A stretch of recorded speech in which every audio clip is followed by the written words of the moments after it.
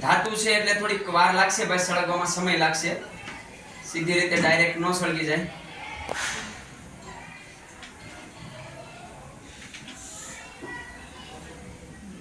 ધીમે ધીમે સળગવાની શરૂઆત તમે બરાબર રીતે જોઈ શકો છો ભાઈ. જગારા મારતી જ્યોત સાથે સળગે છે ભાઈ. હવે જે નીચે પડે છે સફેદ પદાર્થ છે એ કયો છે ભાઈ? Magnesium oxide. Magnesium oxide. આપણે પાત્રની અંદર સંપૂર્ણ મેગ્નેશિયમ ઓક્સાઇડ એકઠો થઈ જશે થોડી જ વારમાં.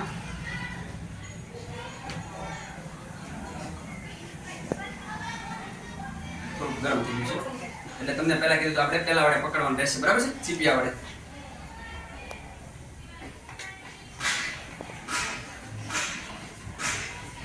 ધાતુનું દહન થતું એટલે ભાઈ થોડું ગરમ થાય.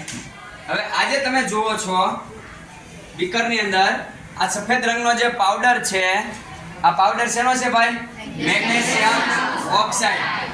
ત્રીજા પ્રકરણની ધાતુની પ્રવૃત્તિ અને પ્રથમ પ્રકરણની પહેલી પ્રવૃત્તિ એની અંદર દેખાય છે ભાઈ લાસ્ટ સુધી?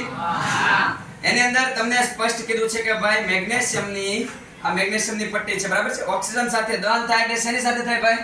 ઓક્સિજન સાથે. દહન પોષક વાયુ કયો છે? ઓક્સિજન. એના વગર ક્યારેય દહન શક્ય નથી. તો આજે છે દહનની પ્રક્રિયા થઈ એટલે અહીંયા જે છે તમને જે મળ્યો છે એ કયો છે ભાઈ? Magnesium oxide. બરાબર? હવે આ જે છે સફેદ રંગનો પાવડર છે, આ મિશ્રણ હવે માત્ર મેગ્નેશિયમ નથી. તમે અહીંયા જોઈ શકો છો બરાબર રીતે. દેખાય છે ભાઈ? આ જે પાવડર છે એ શું છે ભાઈ? મેગ્નેશિયમ ઓક્સાઇડ છે. આ તમારી પહેલી પ્રવૃત્તિ થઈ. ત્રણ રિએક્શન થાય છે. કઈ કઈ ત્રણ થાય છે ભાઈ? સૌથી પહેલા સંયોગીકરણ. મેગ્નેશિયમની ઓક્સિજન સાથે પ્રક્રિયા થઈને મેગ્નેશિયમ ઓક્સાઇડ. બીજી પ્રક્રિયા ઉષ્મા ઉત્પન્ન થાય છે. ઉષ્મા ઉત્પન્ન થઈ જગારામાંથી જ્યોત સાથે મેં તમને બતાવ્યું ભાઈ. તો એ કઈ પ્રક્રિયા થઈ ભાઈ? ઉષ્મા ક્ષેપક પ્રક્રિયા, જેની અંદર ઉષ્મા ઉત્પન્ન થાય એટલે એક ઉષ્મા ક્ષેપક થાય. અને ત્રીજી ઓક્સિડેશન રિડક્શન કોને કહીશું? જે રાસાયણિક પ્રક્રિયામાં ઓક્સિજન ઉમેરાતો હોય એટલે એને કેવી કહીશું? ઓક્સિડેશન. જેમાં ઓક્સિજન દૂર થતો હોય એને કેવી કહીશું? રિડક્શન. અથવા તો હાઇડ્રોજન દૂર થતો હોય અને ઓક્સિજન ઉમેરાતો હોય તો એને કેવું કહીશું આપણે ભાઈ? ઓક્સિડેશન. અને હાઇડ્રોજન ઉમેરાતો હોય ઓક્સિજન દૂર થતો હોય તો રિડક્શન. સરસ. તો અહીંયા શેનો ઉમેરો છો ભાઈ? આ ઓક્સિજનનો ઉમેરો થયો એટલે આ પ્રક્રિયા કઈ થઈ ભાઈ? ઓક્સિડેશન થઈ. આનો નિકાલ ભાઈ વ્યવસ્થિત કરવો પડે અને જ્યાં ત્યાં ફેંકી ન શકાય પાછું. એટલે વૈજ્ઞાનિક પ્રયોગો કરો ત્યારે થોડીક સાવધાની પણ રાખવી. હવે પહેલા પ્રયોગ ઉપર થોડીક આપણે નજર ફેરવીએ. હજી 5 મિનિટની વાર છે. 5 મિનિટ જ આપણે વેઇટ કરશું.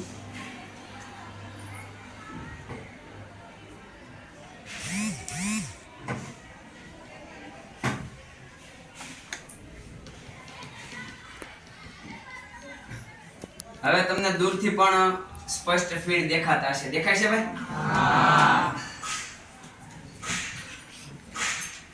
આ થર્મોમીટર છે.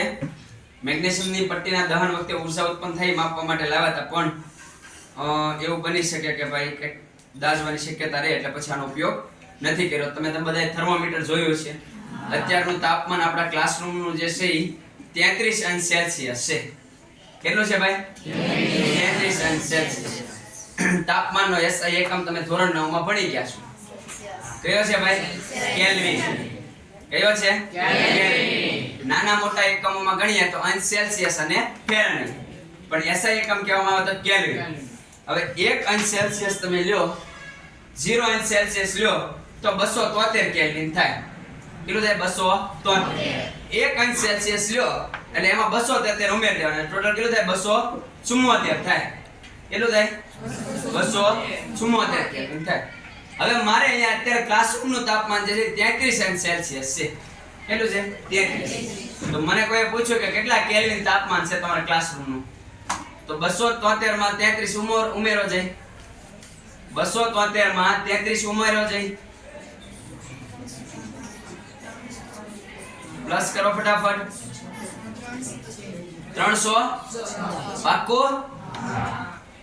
306 અંશ સેલ્સિયસ અત્યારે તાપમાન છે. જ્યારે તમે વૈજ્ઞાનિક પ્રયોગો કરતા હો ત્યારે ઓરડાના તાપમાન એવો શબ્દ વપરાય એટલે તમારે ગણી લેવાનું આશરે 300 કેલ્વિન. અને જો સેલ્સિયસમાં ગણવાનું થાય તો આશરે 27 અંશ સેલ્સિયસ. કેટલું? આશરે 27 અંશ સેલ્સિયસ. અને જો કેલ્વિનમાં ગણવાનું થાય તો આશરે 300 કેલ્વિન. હવે ભાઈ આ પ્રયોગ ઉપર ફરી વખત જઈએ આપણે.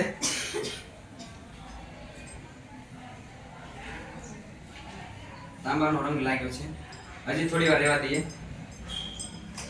પછી આપણે આનું ઓબ્ઝર્વેશન કરશું. બરાબર.